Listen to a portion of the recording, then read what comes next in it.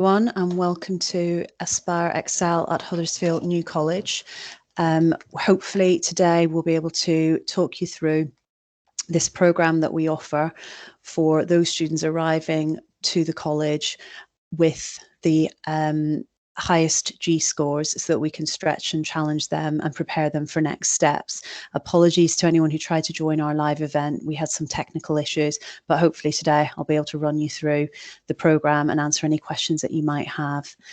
So as I said, the Aspire programme is for those students who aspire to go to the most competitive universities or the most competitive courses, so medicine, dentistry, Oxford, Cambridge, and also the Russell Group universities or the Sutton Trust top 30, where you do just need a little bit more to be successful.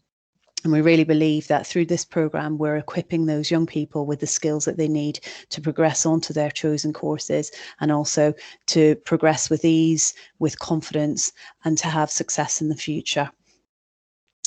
So the aims of the programme are to introduce leading universities to those young people, so they consider all those opportunities open to them. There are many universities that lead the way in different fields, so we certainly don't insist that students apply to Oxford or Cambridge, or we don't insist that they apply to Russell Group universities, because that is not the right progression route for every student, depending on the programme of study that they're on. But we do want to make sure that all students are fully aware of the advantages of those universities for some students. And we also introduce them to the widening participation scheme. So many of these universities will offer reduced grade offers to some students, depending on their social background. So we want to make sure that every student has that opportunity as well. We will support applications to Oxford and Cambridge universities and Russell Group universities and medical schools by giving the students the bespoke support they need for their personal statement applications, and also to support them to get with applications for medicine, dentistry and veterinary, supporting them to get the work experience that they might need. So at the moment, we've just given feedback to all our early applicants on their first draft of the personal statement to make sure that they've got an opportunity to work on that over the summer, so they're ready for those early applications to be submitted on the 15th of October next year. So we're just giving them that little bit of extra support so that they can get those applications in good time. So the programme also develops cultural awareness of the wider world. So students, when they do reach those competitive university settings, that they do feel confident and comfortable there, liaising with the lecturers there and the wider student body. It also provides the opportunity to participate in a wide range of college schemes and trips that will help their UCAS applications in the future, or their degree level apprenticeships in the future, which can be highly competitive, as well as job applications after their degree or after their degree level apprenticeship. A big part of the programme, hopefully, is to introduce students to subjects that they might not have come across before, topics that might not be part of their actual study programme, but which will inspire them and inspire a love of learning that isn't just connected to getting the grades. And again, universities love to see this. They like to see that students are developing an interest in learning. They like to see that students can make connections between current affairs and what they're learning, or between subjects that their peers might be studying and what they're doing in their own subjects.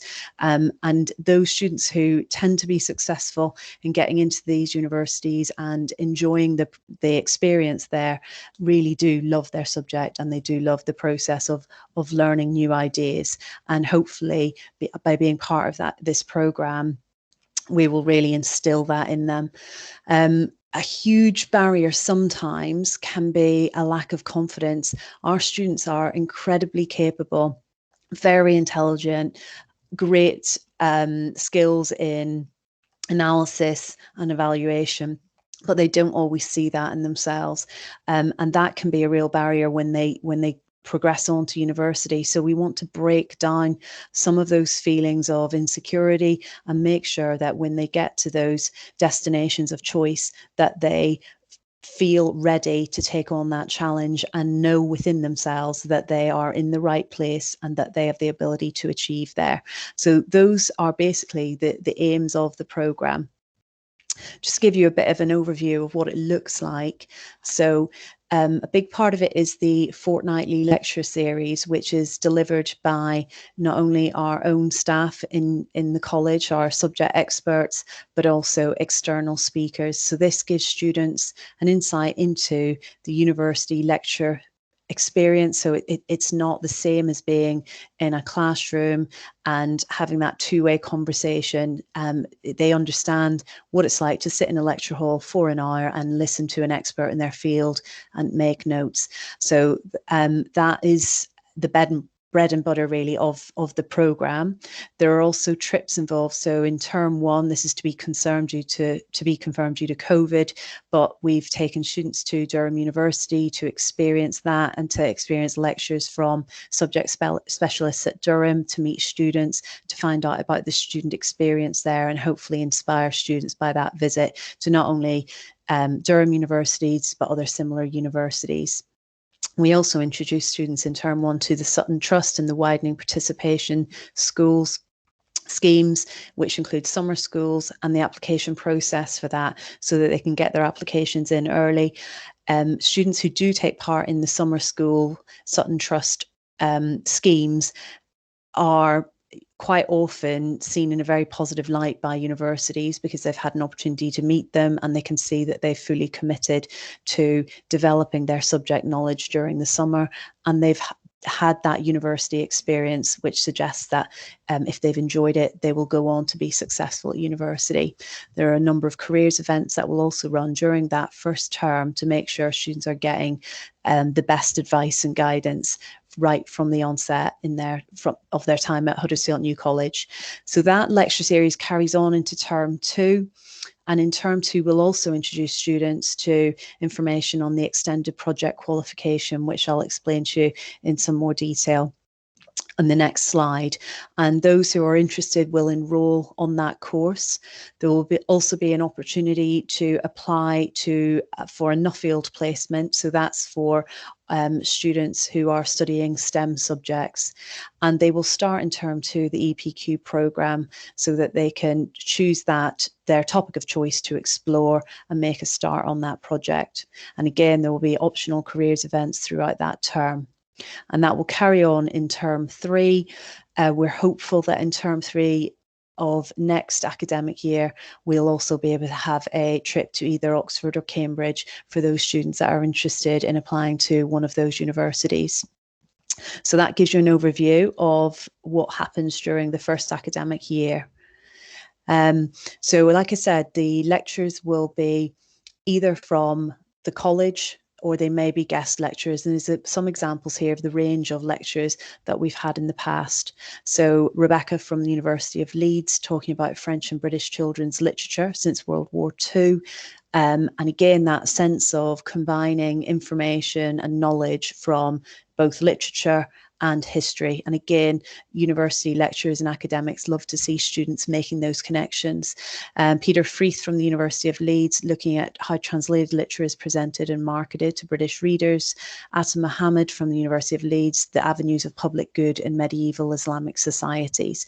And Kevin Latham, looking at social anthropology. So you can see the breadth of lecture that is available there, and quite often subjects that the students would not normally come across without this Aspire lecture programme.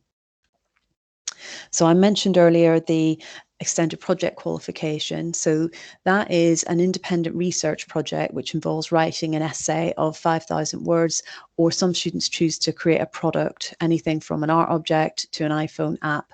And throughout the project, the students have to keep a log to record what they've done at different stages. And what that shows universities is the ability for them to work independently. So compared to the work they'll be doing on their A-level or BTEC study program, the work at university does require a huge amount of independent work. And that can be the transition which some students find difficult. And this is why so many universities like to see that they've studied this extended project qualification, because they know they've developed some of that independent learning ability.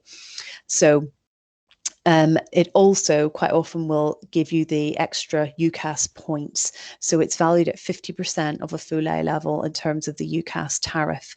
But really, a big part of it is convincing those most competitive of universities that you are the right student for them, and you have got the independent study skills and the self-motivation to be successful on your chosen course. So there's a case study here of Matthew, who achieved an A star in his EPQ. You can see he's got an exceptional set of results here from his A levels as well. And he went on to study history at the University of Leeds. And for his EPQ project, he explored the extent to which the radically progressive cultural innovations of the Weimar Republic were broadly reflective of wider German society. So that allowed him to combine his two passions of history and English literature. So again, a project that wasn't studying exactly the same topics that he was doing in his A-levels, but his A-levels formed a springboard for him choosing that specific topic and allowed him to research in much greater depth and to show the universities that he had, one, the passion for the subject, and two, the skills to be successful. And so a comment here from Philippa, who said that the Aspire Excel program not only helped her decide which universities to apply for, but also helped her prepare for the rigorous application processes for the UK's top universities, which quite often will have